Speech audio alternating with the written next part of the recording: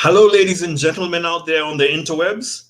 Welcome to the final episode of the James Murua Literary Podcast for 2020. I'm your host, James Murua, and this is a production which is brought to you in partnership with the Frankfurter Buchmesse with funding from the German Foreign Federal Office. I said it's the last show, so we're going out with a bang. Our guests today are Zoë Beck in Berlin, she's the one nearest to me on my screen, and Bisi Adjapon in Germany. I am streaming in from Nairobi, Kenya. My first thing is I always ask the guests to introduce themselves because, I might do your bios too long, too short. So Bisi, let's start with you, Bisi. Please tell us a little bit about you and your writing. Okay, very briefly, I'm the author of Women and Frogs, which is published in Nigeria, and it's going to be published by HarperCollins next year. And that's about it. What else can I say? I am in Ghana, not in Germany, by the way. Yes, thank you, Bisi. Zoë, would you like to introduce yourself? I wanted to ask Bisi. I thought you were about to found a publishing house. Oh, yes. My book was initially published in Nigeria, but HarperCollins has just bought the world English rights for it, and it will be coming republished again in 2021 in the UK, Canada, and the Commonwealth countries, yes. We'll be getting into our publishing house a bit later. So, okay. Yeah, so we're just trying to know who is in front of us. Yes, my name is Zoë Beck. Right now I'm in Berlin, freezing. It's really cold here. I'm also a writer. I've written, I have lost count of it, several novels and short stories. And I also have a publishing house, which we call Kulturbooks, and we publish mainly international writers from all over the world. Yeah, and I'm a translator. Sometimes I forget that I am. I translate from English into German. We have that in common. I'm also actually a translator. I've translated many books for Macmillan, and I have also just established a publishing house in Ghana. So we have a lot in common, Zoe. Okay, so now we know each other. I'll start with you, Bisi. This is just about what's happening in your environment. I know you've had an election. Do you have a president yet? They have not announced the election results yet. And, this was last night was the elections, and people are kind of a little antsy and just waiting. It's quiet in the country right now, but nobody in Ghana is interested in watching me.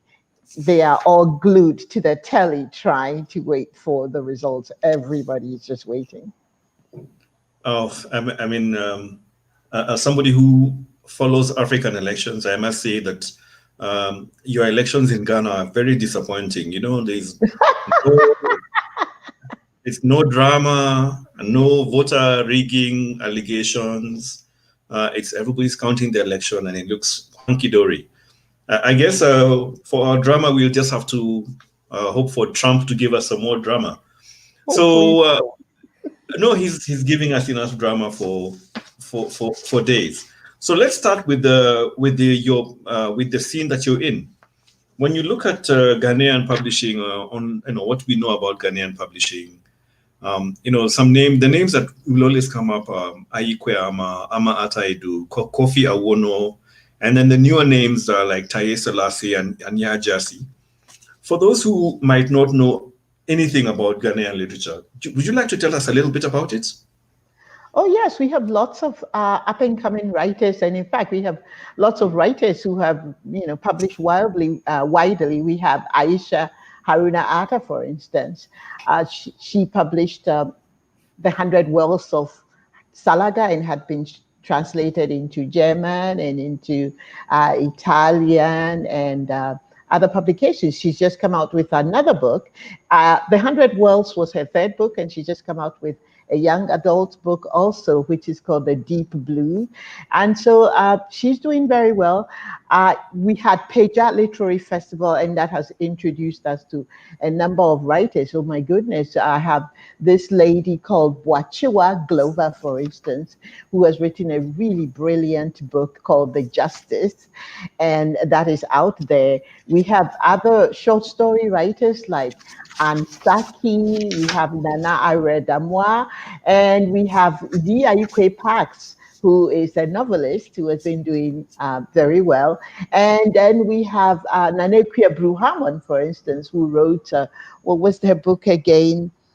I forget the title of the book, but she's also there, and she has written a book, and she has an anthology also coming out by HarperCollins. So it's pretty vibrant right now. A lot of young writers are coming up. We have people who are trying to go to school, for instance, to study some more. And so it's beginning to really pick up. I think what slowed things was that we went through, there was a time when publishing was actually very exciting, because apart from the greats that you cited, Aikwe and Ama, we had writers who were writing popular fiction.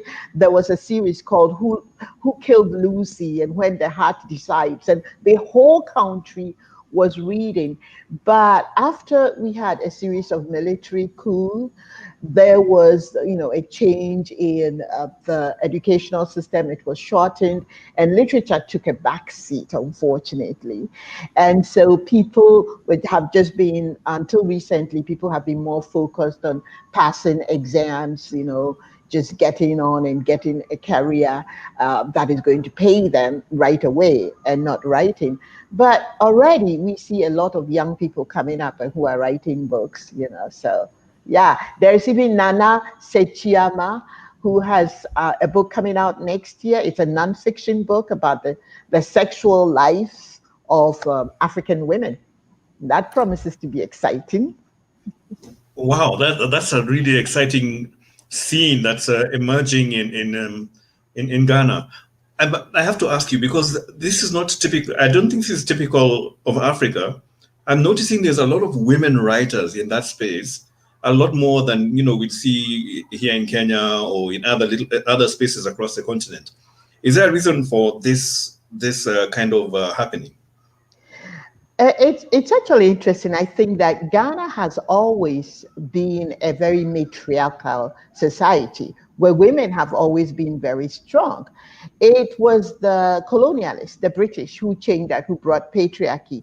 So I think now, as we've been shedding off our colonial cloaks, the women are finding themselves again. And we even had a vice president who was a woman.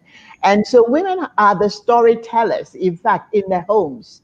When I was young and we were growing up, we've always had this situation where the family would gather around the fire at bedtime and tell stories. And women were the storytellers. Yeah, we had a few male storytellers, but women, the grandmothers, they've always been the storytellers. So I think that Ghanaian women have just found their voice, and they are beginning to really amplify their voices. There's so many women out there who are just raring to go. We don't have that many young men coming up. And maybe also the men are thinking there's not enough money. I don't know. But I don't think that is the case. I think it's just women are, just exciting to be exercising their voices. Yeah. Wow, that's really interesting, Bisi. Maybe we can bring you in here, Zoe. We've been chatting about German publishing on this podcast for the last few episodes, and what I'm coming to realize is, it's a big space. Ever since Gutenberg invented the printing press, and since that period, the German publishing space has been really huge. We're seeing huge publishing houses. We're seeing big festivals and fairs like the Frankfurter Buchmesse. And what does it look like for somebody who's one person inside the system for you? From which point of view? From a writer's point of view or a publisher's point of view? From a writer. What does it look like? I'm so I find it so interesting what was just said about the women being the storytellers, and we have many women writing in Germany as well. But again, it's true what you mentioned about the patriarchal society. It's mostly men who get the awards, who win the awards, and it's mostly men who get the really big contracts and the big money for publishing their books. It's still a bit like this. We, or as women, we actually sat down and counted who won which award, and in Germany or internationally, and it's mostly actually men, except when it comes to genre fiction. Genre fiction, which isn't considered serious highbrow literature, of course. And so this is where women are allowed to take more space, I think, like writing romance or crime fiction. The moment a book is considered more serious literature, then of course it's better to put a male name on it. It's still like this, even though there are far more women working in the publishing industry than men. But most of the bosses, of course, are still men. And so there is a lot of things we still need to work on. A lot of things we probably will have to change or want to change during the next 2 years. And from well, more generally speaking, I would say that yes, the publishing industry it's still flourishing. Maybe even thanks to Corona in a way, because the bookshops were closed for a time, but all these owners of the bookshops they developed new ideas of how to keep in contact with their customers, and so their situation wasn't that bad, and people started reading more. Of course, at the same time, with all the book fairs not taking place, that was really a disaster. But more people wanted to pick up books and wanted to read, or they wanted to read more than they usually did. So I think the situation in Germany is quite good still. Hopefully it will remain like this, and hopefully all the book fairs will come back. And we can maybe next year we can do more readings, etc. I mean, you know what it's like. I don't think you can have. Can you have readings and book presentations or no? No. I mean, we have like really like small ones in the space I'm in. I'm just curious, like your writing, ever since you wrote When It Dawns in 2008 has been crime. I mean, that's been one of your spaces, and you've even been given an award for services to German women's crime. What type of crime are they writing? Is it the same crime you see that is reflected from via Hollywood, from the English detective crime genre, or is it a unique way of writing? I think you could say that the crime genre fiction is so diverse and so broad that everything is possible, and there is no certain way of writing crime fiction in Germany. We never had a distinct tradition as the British or the Americans, where we started from. Not really.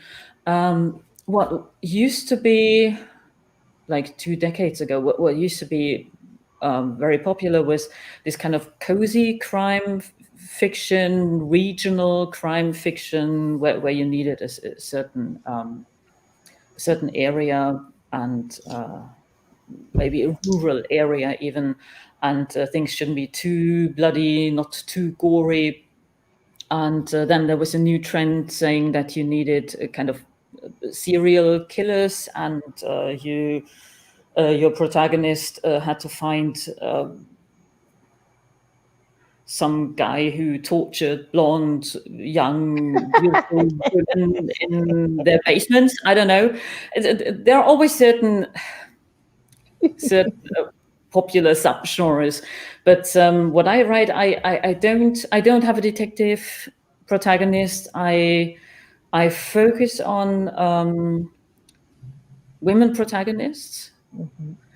I focus on, of course, diversity while writing, and it's more political things that I try to address, and but not the typical whodunit, and not the typical thriller as you can see it on the screen. You're given a prize for women's crime. Is it like it's a big thing, or is it a small thing that you are elevating? What was the? It's a prize from women for women, so nobody notices it, of course. I mean, except for the women. Well, we noticed it. I'm hoping to see more from that space. But you hardly get any press coverage for this. I wish there were more prizes for women writers or just for women. But the thing is that if it's a prize for an award just for women, then it's hardly noticed anywhere, and nobody really wants to write about it because it's just for women. So it can't be a proper award. And as there is hardly any money in it, then of course nobody writes about it. I'm sorry to say it like this, but this is so disturbing, man. So the thing is, it means that the system is so big that they can ignore the women very easily, and nobody will complain. Yeah. Okay. Bisi, maybe you can tell us what, your book is of women and frogs. It has a young protagonist who is Nigerian and Ghanaian. I don't like saying half because you're full everything. And there's no such thing as a half person. You discover, yeah. I mean, this is somebody this is a story with the sexuality at the center of it. Why did you pick this theme? And is it something that's very, very common in in Ghanaian writing? Because you mentioned just now somebody's coming out with a sex book and the like.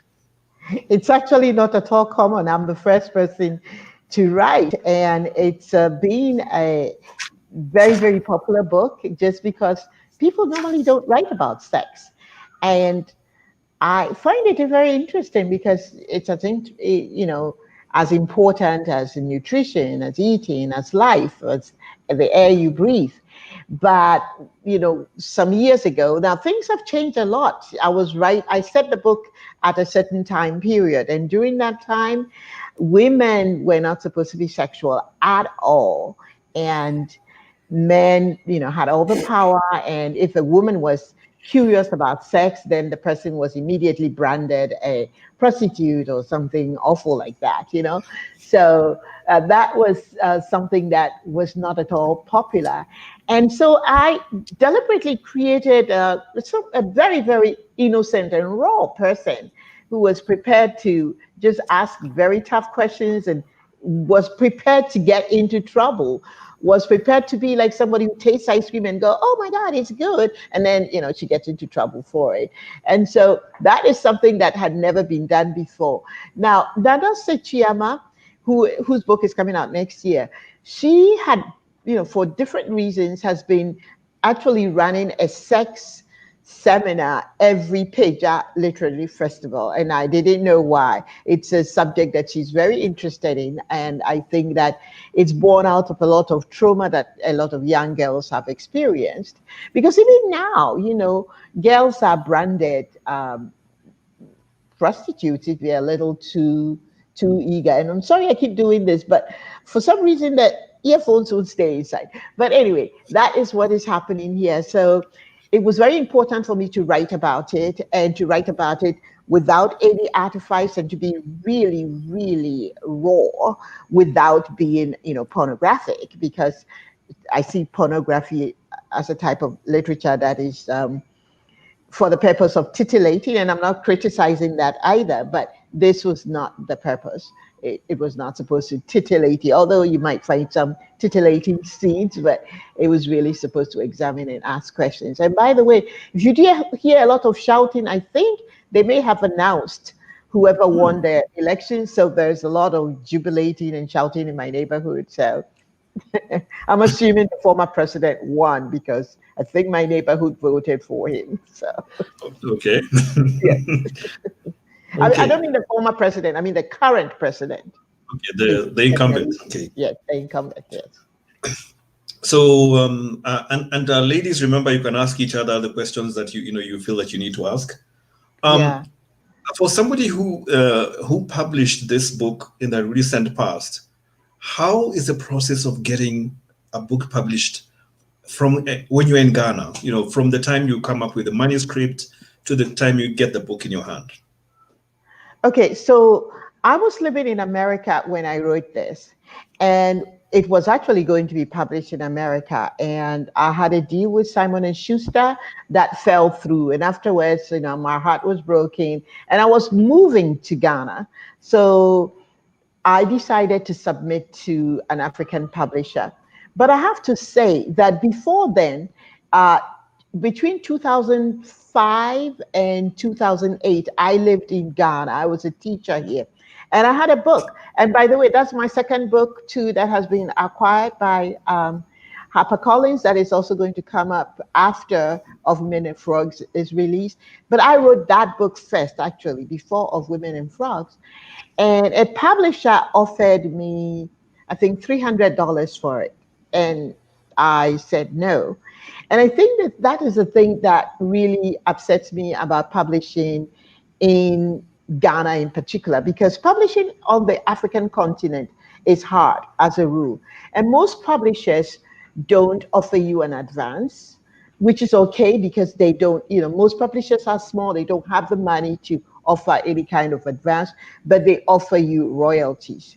When somebody wants to buy the book outright for $300, that's really pretty insulting.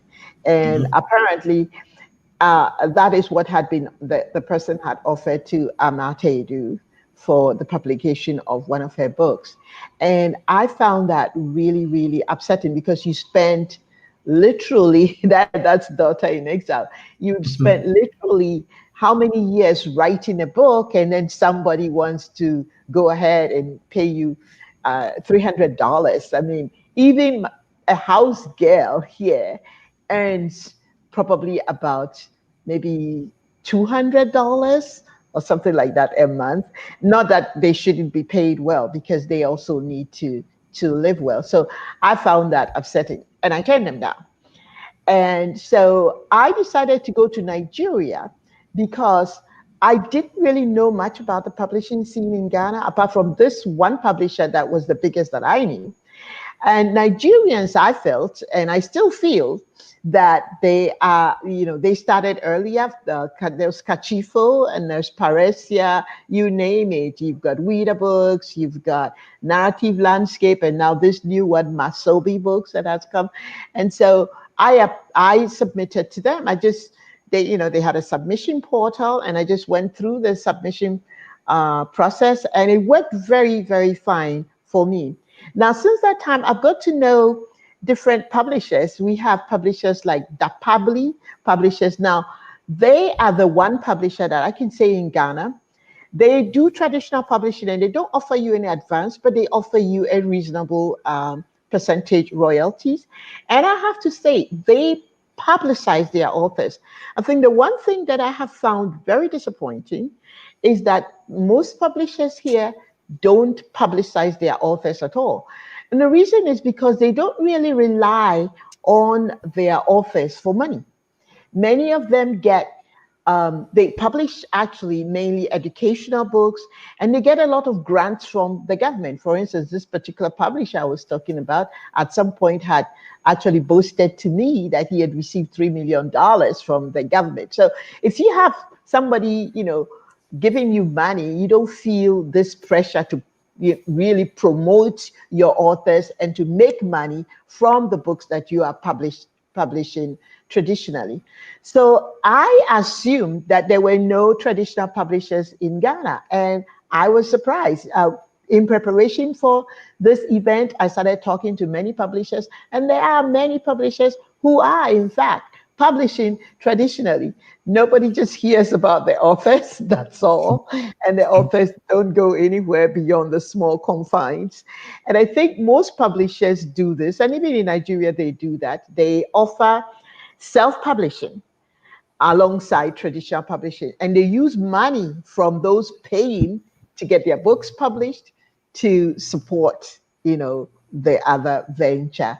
So that is the problem. And the other problem too is that after the coup and the education system was truncated and literature was really reduced in the schools, many people stopped reading. And now there is a thirst. There is a growing thirst. The biggest book club, it's called Ghana Must Read, and it has branches in just about every major city. There are so many book clubs cropping up, led mostly by women, yay, as usual. And so books are now beginning to mushroom. And that's my reason for opening Bakoye books, because I want to show that there is a way, and maybe I probably won't make any money, but I want to really, really make reading sexy again, make being an author sexy. I want to, do something like what you've been doing in Kenya, artistic encounters, bring a musician alongside a writer, and just try to find creative ways to make writing, sexy, writing exciting, bring in wine, bring in all kinds of things just to make it exciting. So we are on the cusp of something, and I really believe we can get there soon. I like that. You said wine. I'm happy with that. Join you. So, I just want to go back to this issue with the publishers. So you don't see yourself using agent. There's no one using agents. You go straight to the publisher. You go straight to the publisher. Now, if you want to use agents, and that means you are trying to publish abroad. So I had an agent, but it was a New York agent. I published a short story in McSweeney's, which was nominated for the Caine Prize. And so based on that story, a New York agent approached me and asked to represent me and to, show my books. And that is how the Simon & Schuster deal almost happened, right?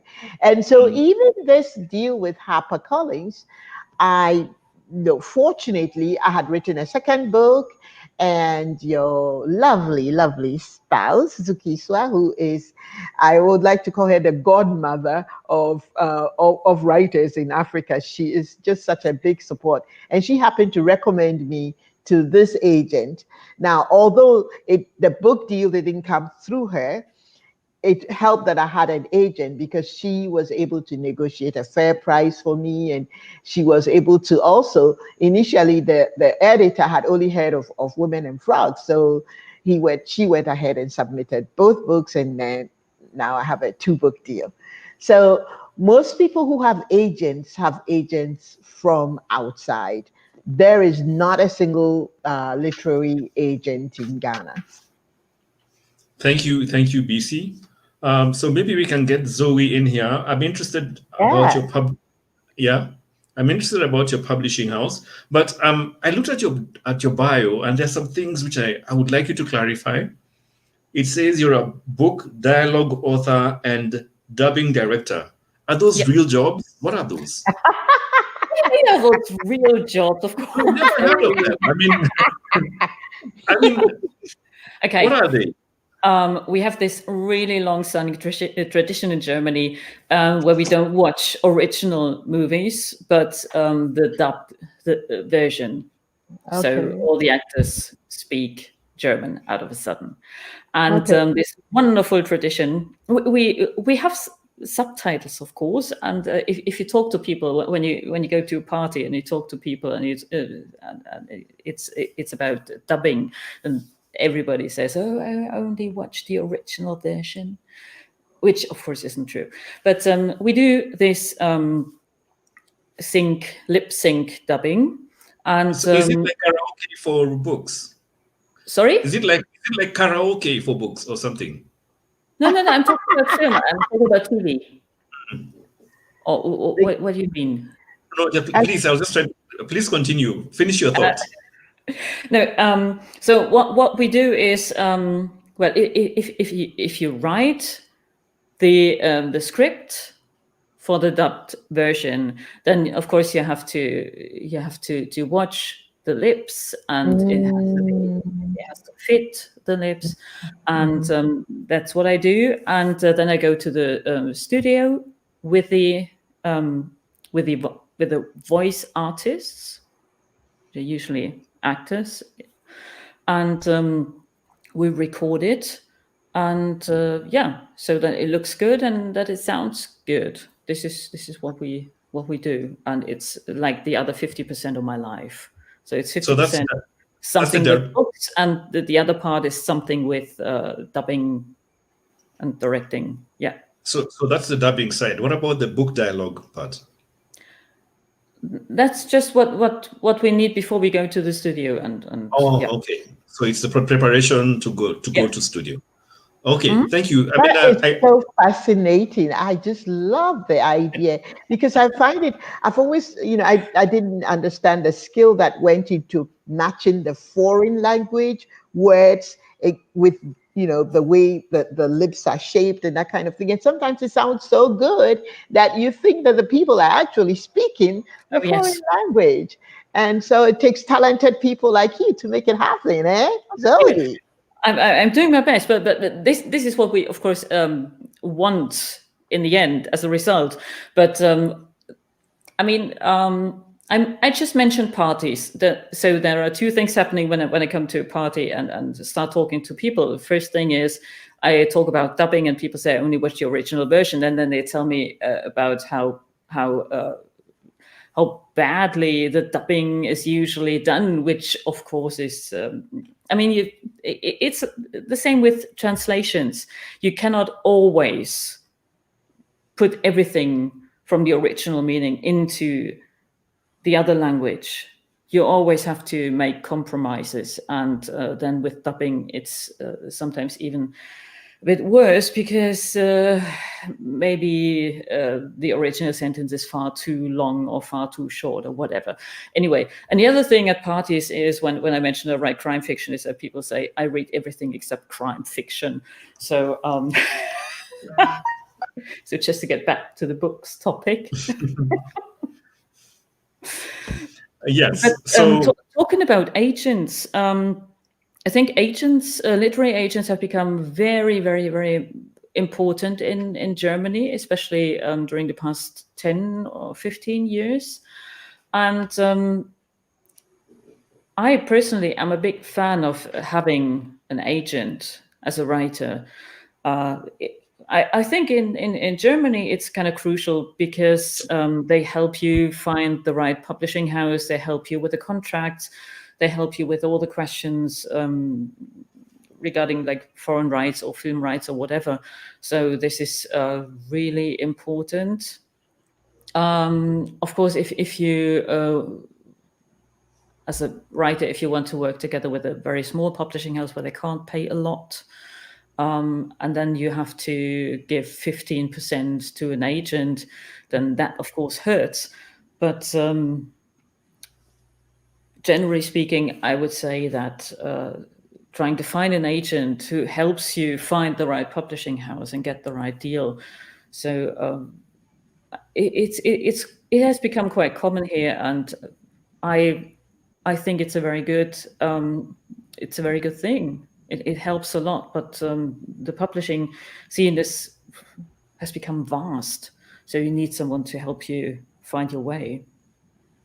Wow. So maybe we can now. Go on. I was going to say that it's somebody, there was a text that flashed, and a person said, but are there literary agents in Africa? And I wanted to say yes. I know that there are, in fact, literary agents in South Africa, for instance, and I know there are a couple in Nigeria, and you probably know Kenya better than I do. So we don't have, because the publishing industry in Ghana is just so young. Well, it took a hiatus and then it's now growing again. it doesn't seem to make sense. And it's also such a small community that all the population, you can to it's the same. It's they use the same form, the same percentages and all that. So it doesn't seem to be necessary. And I think to Zoe's point, if the money is very little and you're making like say 500, you're lucky if you're getting $500 and you have to give 15% of it to somebody else. I don't even know if that agent wants to even work for you. Is it worth the agent's time? And so as the industry grows and the agents find it, profitable, I think we will soon start to see that, because to Zoe's point, it's really very important. For instance, there were things in my first contract that if I had, hadn't been somebody was interested in that, I may not have agreed to a lot of the things that were in there. Many fellow writers with agents said to me, "Oh my God, I would never have agreed to that. You shouldn't have signed that contract." So it really is important to have an agent. But for now in Ghana, it's not worth it, and maybe one day we'll get there. Yeah, it's not worth it for you, and it's not worth it for the agent. Yes. So let's hope that one day it's going to be worth it. Yes. Everybody's going to profit. Yeah, and that's why I really want to help grow the literary scene here, to make it truly a viable business. And not just a viable business, but for goodness sake, I feel as though literature is the heart of the people, it's the soul of the people. It's where people express themselves. It's where we get enlightenment and ideas grow, and we grow as a society and as a country.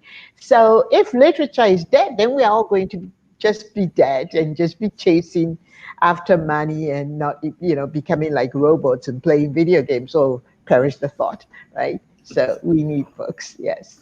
Video games can be interesting. But yes, somebody has to write the stories for the video games anyway. But just saying. Yes, yeah, absolutely right. Actually, not bad. Yeah. So maybe we can chat about. My son will thank you. Yeah, we've been talking about Bakoye books. So maybe we can talk about culture books. You set it up in 2013, and that's the right year, right? 2013. Yeah.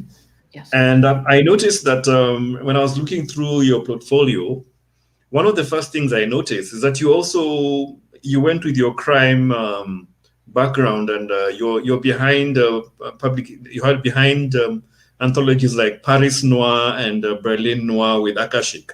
How did that come about? Well, I wouldn't say this is regular crime as in detective fiction. Of course, it's more noir. The noir genre. They were introduced to us, and we found this idea not just interesting because of the genre, but more interesting because of the possibility to travel the world. And I mean, there are many African countries as a part of this series, and many like Latin American or Asian countries, and this is more what we are interested in, presenting literature, presenting books from all over the world. And I think with like crime stories or noir stories, in that case, you can make it sometimes easier for people to become interested in a different culture. And we only just got started printing. When we started in 2013, we were a publishing house only for digital editions for ebooks.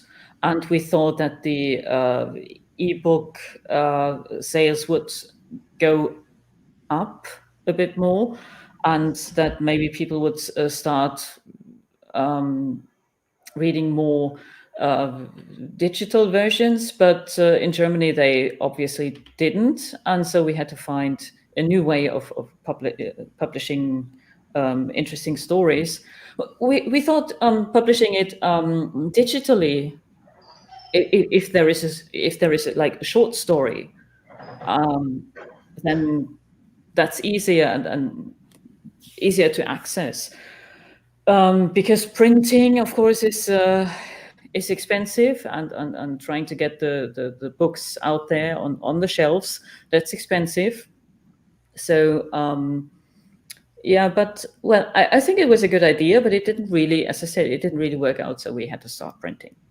Before you go on why you changed, before you tell us why you changed, is there something about the publishing and scene in Germany that didn't allow the digital to take hold? Because I thought it was the buzzword 3 or 4 years ago.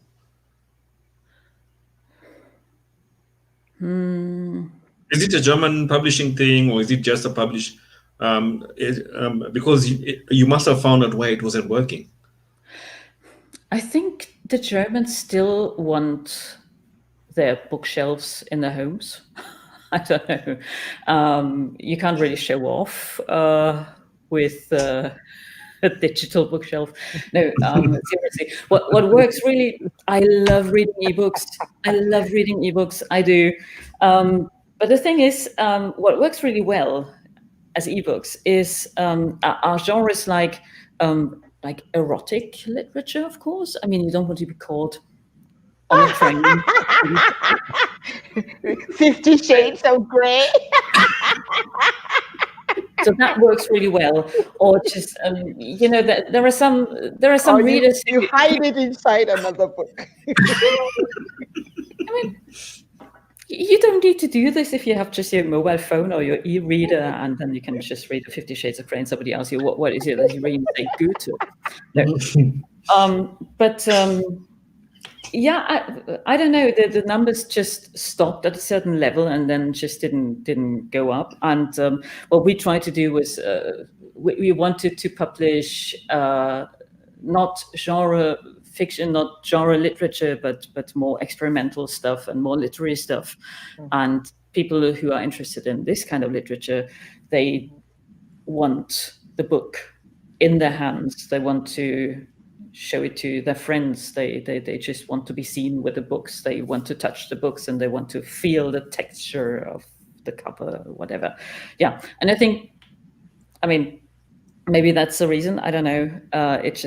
And maybe the prices were too high. We have this wonderful German word, Buchpreisbindung, which means a fixed price for books, and this also goes for ebooks. And so ebooks are, compared to proper books, to real books, ebooks are rather expensive. So maybe that's another problem, just adding to it. So we started printing in like 2015, but properly in 2017. And then, of course, we had to start somewhere with beloved international authors, of course. And we also started this Akashic series with the noir stories. It's a lovely way to get to know new writers, or different writers you've never heard of before. And I'd like to continue with noir stories from more African countries, of course. Yes. Accra Noir just came out, by the way. I know. Yes. And I believe there's Addis Ababa, there's Johannesburg, that there's Nairobi, and there's Lagos. So there's 5. So far, there's 5. Yeah. I mean, do you have any questions? Can I add to what Zoe was saying? Because that's very important.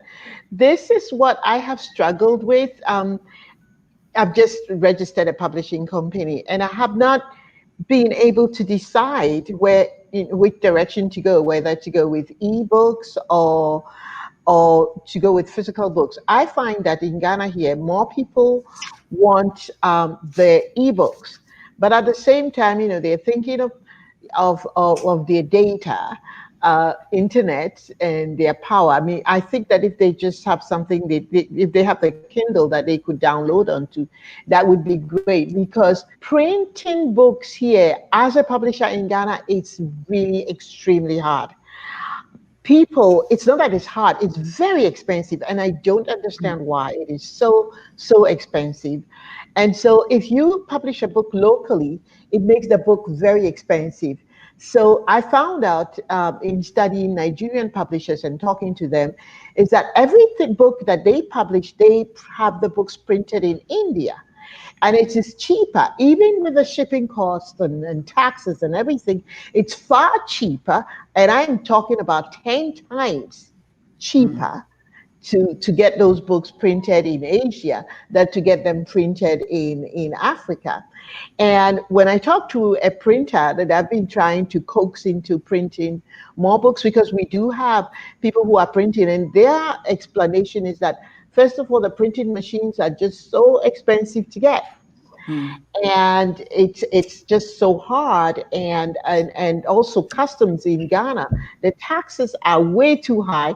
If you have to import anything for business, the tax you have to pay is just so high that it doesn't make it profitable. So it's just so much easier to just email this company in India and have them ship the books to you. And then, because books are not that valued, so when the books come to customs, you hardly pay anything for the books. So I've been thinking about that. And in that case, that means I have to have a physical place to store, say, 2,000-3,000 books that come, and where am I going to store them? So these are some of the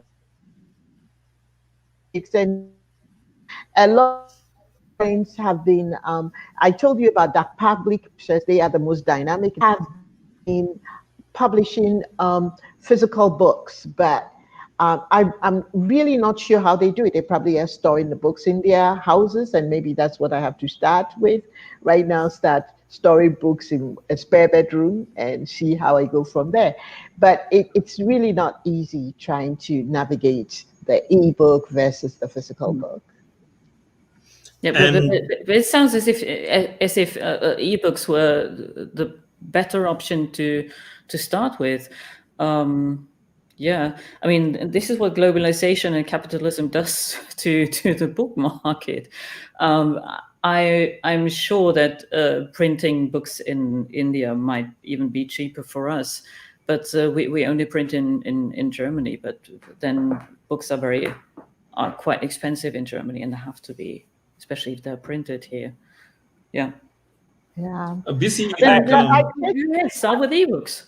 Yeah. I can only recommend it.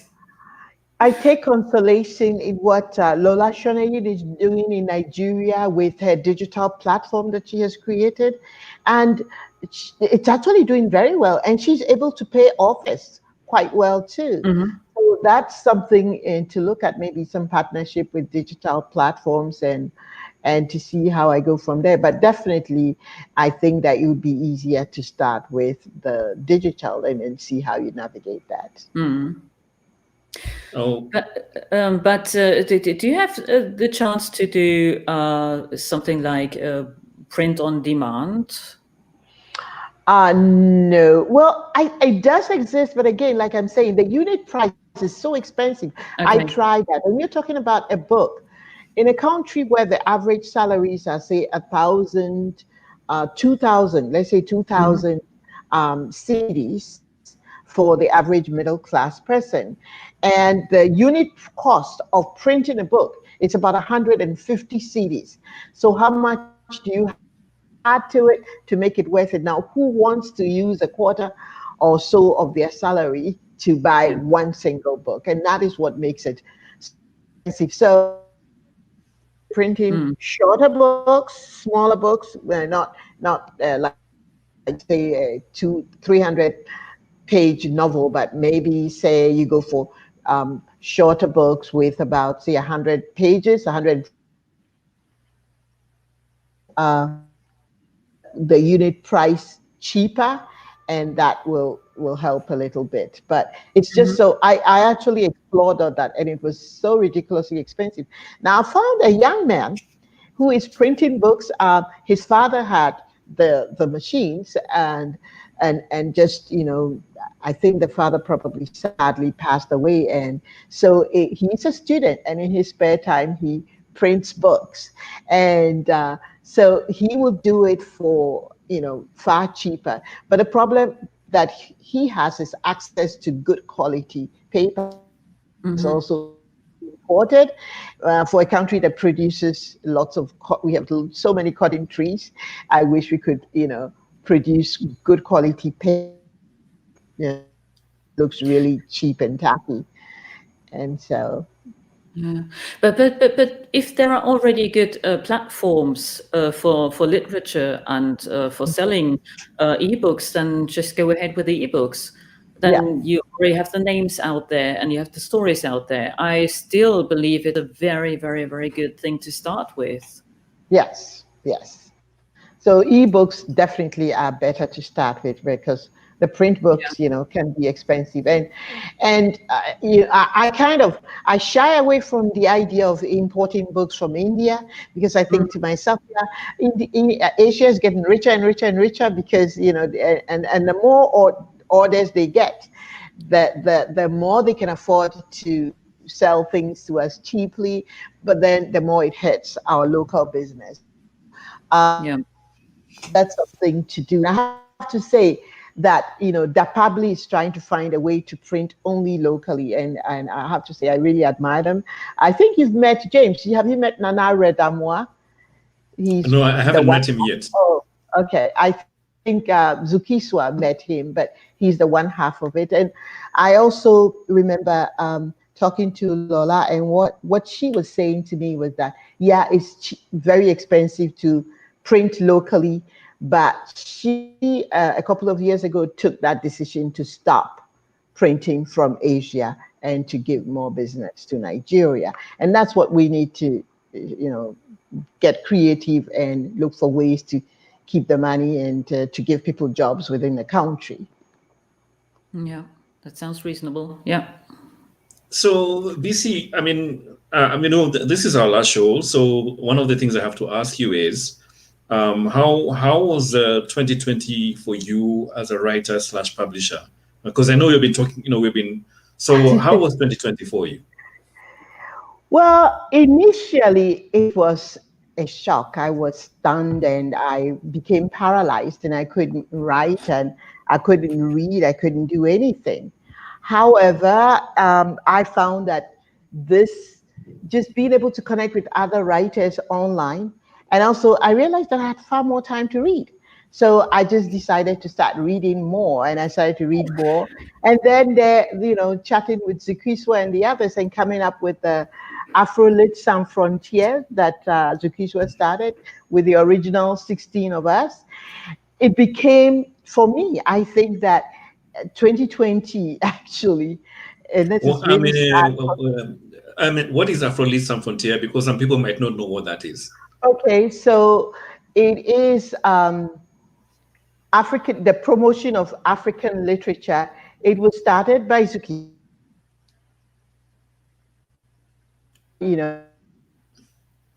jumped on it because we had an idea, and this whole idea of being able to bring together African writers, and not just African writers, but the reason we say Sans Frontières is all writers of Afro descendants. So we've had Brazilian authors.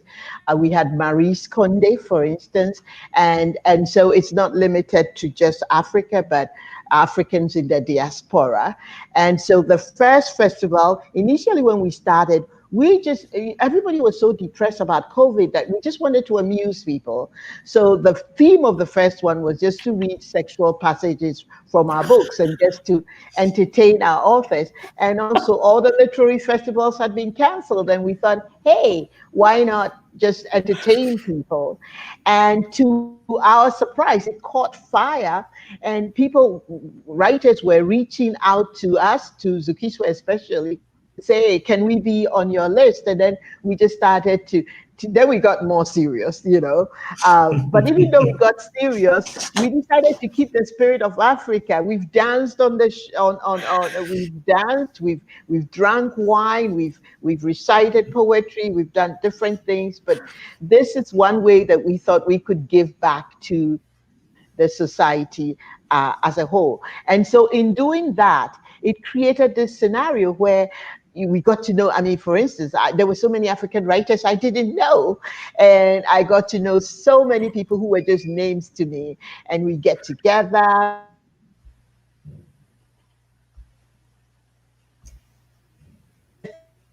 GMT just means an event, and we all descend to go and troll the person and ask just provocative questions that you don't expect at a book event. Like somebody will ask you, choose, what do you like, poetry or cocaine? Which would you rather have? Just trying to amuse the public, and it has really been wonderful. So for me, I would say 2020 has been really good, and it was through Afrolit that I met fellow writers and people who introduced me to editors and whatnot, and introducing me to an agent, and that is what has led to what is happening in my career. And there's been a lot of networking going on. We are very supportive emotionally of one another. We cheer one another on, and we're just trying to help amplify the African voices. And I think, in fact, it was Afrolit that got me to start a literary, a publishing company. Because if you remember, during the whole publishing paid me, it was a Twitter thing that went viral, where people of color felt as though they were not being published well, and they were not being paid as well as some other writers. And so we felt that we needed to come together to create a union that would be strong. And so we're trying to link all our publishing agencies. So for instance, if Zukiswa publishes something in Kenya, I could take the manuscript, because we found that one of the most difficult things in Africa is that we don't trade with one another. Africa is a vast continent. And let me tell you, it's far more expensive to fly sometimes to Senegal than to fly to Europe or flying to South Africa. And so we don't trade with one another. I sent a book to a fellow writer in Namibia, and the book went through, I don't know, was it Amsterdam or something like that? It took 3 weeks for the book to get to him. And yet I sent a book to Maza Mengisti. No, Maza actually sent me a book from Zurich, and it took 48 hours. And I sent her a book to New York, and it took 48 hours. And so why is it like that? So we decided, and back to the electronic thing, that there is a way that we could send one another PDF files and print the books locally to help our fellow writers. So my real main goal for establishing the publishing house is to help fellow African writers who are not in West Africa. I can have a writer send me a manuscript from South Africa, from Namibia, from anywhere, Ethiopia, and then we can, and vice versa, we can help to publicize one another's books. So for me, 2020 has been really, really good as a writer. And at the same time, it's really sad because of the number of people who have died and just what is happening in the world. So, Zoe, how has your 2020 been? Weird and wild at the same time, or maybe because of.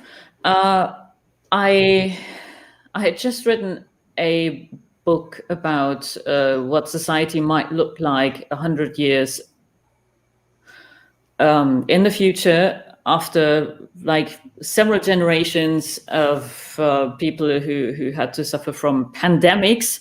And I wrote this book before Corona, and so I thought, okay, now we have Corona, and I wrote something about a society after all those big pandemics had taken place, and nobody's going to read it. But it became a bestseller out of a sudden. I'd never expected that. But so in a way, in a very, I'm saying this with very mixed feelings, that Corona for my book was in a way a good thing. It's not good to say that. It doesn't feel good to say that. But yeah, however,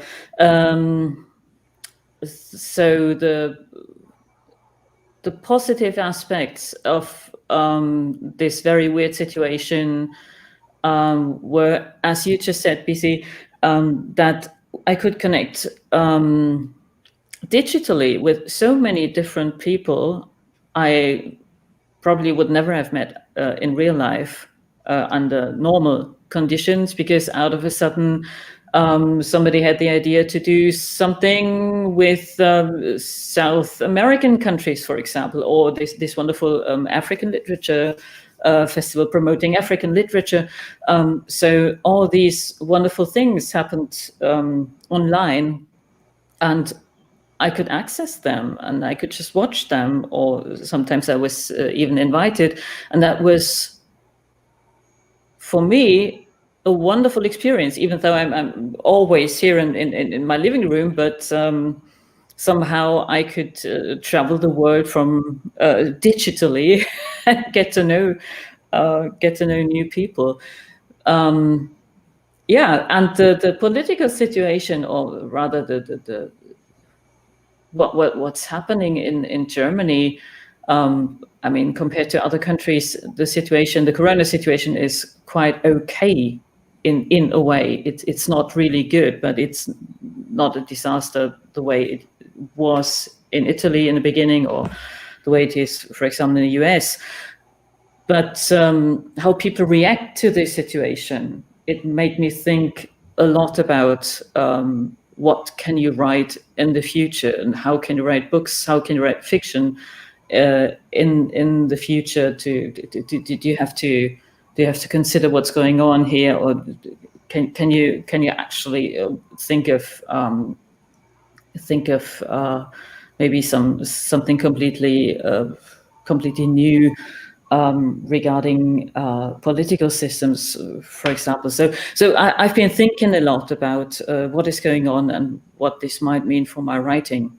And now I'm just waiting for this to be over, and I'm hoping that it's not going to be back to normal, but back to not back, but on to something better for all of us, hopefully. How are you seeing 2021, Zoe? Sorry? How do you see 2021? I don't know. I've given up making plans. No more plans. And you, Bisi, no plans? No plans other than to get my book out, and I have no idea what is going to happen, because 2020 I had so many plans and everything went completely haywire.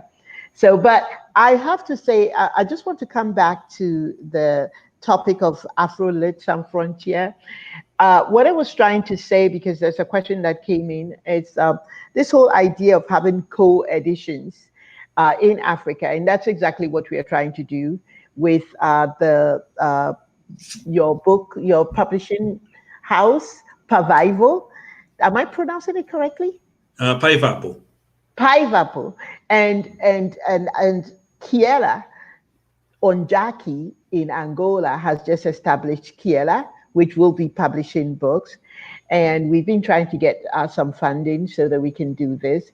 And what we're trying to do is, Natasha's book, for instance, came out by Blackbird Books. And so we want to partner with all the other publishers so that we don't have to worry about distribution, and we can actually publish those books locally under our own printing, our own imprint. But then we are helping to distribute the books, and we don't have to worry about shipping books from one region to another. Because in fact, this is what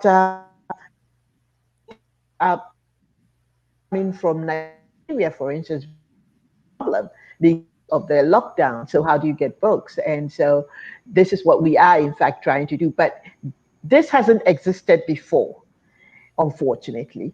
But this has been a wake-up call. 2020 has showed us that this is something that we need in Africa. So we're going to make it happen. Taking over the world one book at a time. Yes. One book at a time, yes. Thank you so much, ladies. Do you have any questions for yourself, for each other, before I wrap up this up? Bisi, if you want to talk more about digital publishing, then just contact me and I see if I can be of any help. I'd be honored to stay in contact with you. Absolutely. I would love that very much. And otherwise, how are your cats doing? Oh, they're fine. I mean, I don't know whether anybody heard it, but Oscar, the cat Oscar, he's a big, fluffy Garfield-like cat. He was sitting here next to me and meowing the whole time. I don't. Did any of you hear it? I don't know. No, I tried to shoo him away, but they're fine. Thank you. Thanks for asking. Yeah. Yes, and I noticed too that you also play the piano. So there's so much to talk about. But you have a grand piano. I'm so people who own grand pianos for me must be the luckiest, the happiest people in the world. Well, it was an old couple in America, and they were downsizing. They wanted to move into an apartment, and they didn't want to take it with them, and so they advertised it, and they were selling it for only $1,000. And I said, "I'm your woman." I happen to did you play it regularly? Actually, I had young children who play the piano, and I grew up playing the piano a little, but I feel like such an imposter. I'm not really that good. I create more than I play, than I read. I don't really read that well, so I tend to create, and I also play a lot by ear. If I hear anything, I can reproduce it on the piano. So that is how I play. And so it sounds like fun, really. Yeah, keep going, please. So yeah. This is a wonderful way to end the series today. Books, cats, and pianos. There you go. Best things in the world. So I want to say thank you, Zoe. Thank you, Bisi, for being my final guest for 2020. If you've been watching this is the James Murua Literary Podcast. I'm your host, James Murua. This is brought in partnership with the Frankfurter Buchmesse, with funding from the German Foreign Federal Office. And I want to say thank you for not just to Zoe and Bisi, but all the guests who's come through for the last few weeks. And I'd like to say thank you and goodbye, everybody. Thank you, James. Thank you. Thank you, Zoe. Bye-bye. Thank you, James. It was so nice meeting you both.